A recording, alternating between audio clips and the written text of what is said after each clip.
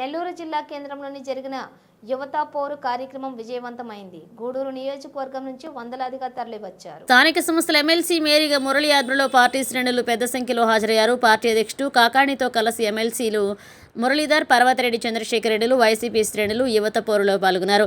విద్యార్థుల సమస్యలు ప్రభుత్వానికి వినిపించేలా చేసేందుకు వైఎస్ఆర్ కాంగ్రెస్ పార్టీ పిలుపునిచ్చిన యువత పోరు కార్యక్రమం సక్సెస్ అయింది. నెల్లూరు జిల్లా కలెక్టర్ కార్యాలయం వద్ద జరిగిన ఈ కార్యక్రమానికి జిల్లా నలుమూలల నుంచి వందలాదిగా పార్టీ క్యాడర్ తరలివచ్చింది. స్థానిక సంస్థల ఎమ్మెల్సీ మేరీగా మురళీధర్ ఆధ్వర్యంలో గూడూరు నుంచి నాయకులు, కార్యకర్తలు నెల్లూరులో జరిగిన యువత పోరుకు హాజరయ్యారు.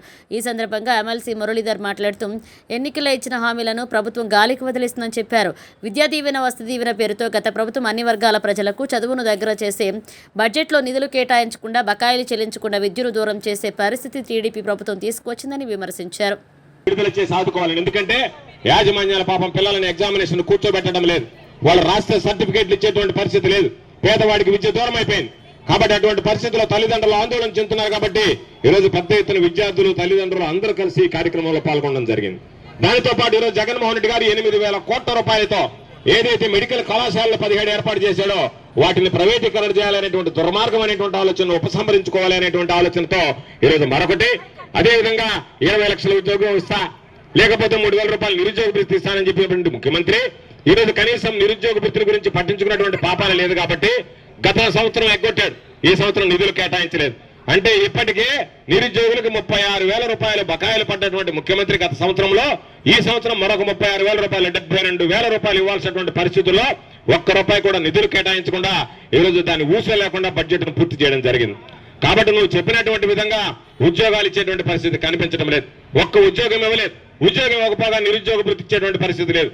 ప్రతి బిడ్డకి ఎంత మంది బిడ్డల కంటే అంతమంది బిడ్డలకి తల్లికి వందనం ఇస్తానని చెప్పి దాదాపుగా ఈరోజు 12,000 కోట్ల రూపాయలు అవసరమైతే దానికి సంబంధించి కేవలం ముఖ్యమంత్రి గారు 8,000 కోట్ల రూపాయల బడ్జెట్ లో నిధులు కేటాయించాడు. అవి ఖర్చు పెడతాడో లేదో కూడా తెలియనటువంటి పరిస్థితి. కాబట్టి తల్లికి వందనం పేరున ఈరోజు అందరి తల్లులకి టోకరా కొట్టడానికి చంద్రబాబు నాయుడు సిద్ధపడ్డటువంటి పరిస్థితుల్లో మనందరం కూడా పోరాటాల ద్వారా చంద్రబాబు నాయుడు మెడలు ఉంచి ఏదైతే పేదవాడికి సంబంధించి ఎన్నికలకు ముందు ఇచ్చినటువంటి హామీలు ఉన్నాయో ప్రతి హామీని నిలబెట్టుకునేటువంటి విధంగా జగన్మోహన్ రెడ్డి గారి నాయకత్వంలో పోరాటం కొనసాగిస్తామని ప్రియతమ నాయకులు జగన్మోహన్ రెడ్డి గారి పిలుపు మేరకు, అదేవిధంగా గౌరవనీయులు మాజీ మంత్రివర్యులు మన జిల్లా అధ్యక్షులు పిలుపు మేరకు ఉమ్మడి జిల్లా నుంచి మరి ఎంతో బాధ్యతగా వచ్చినటువంటి విద్యార్థి తల్లిదండ్రులకు, పార్టీ కేడర్కు, విద్యార్థులకు సభాముఖంగా నమస్కారాలు తెలియజేసుకుంటూ, ఎండలో కూడా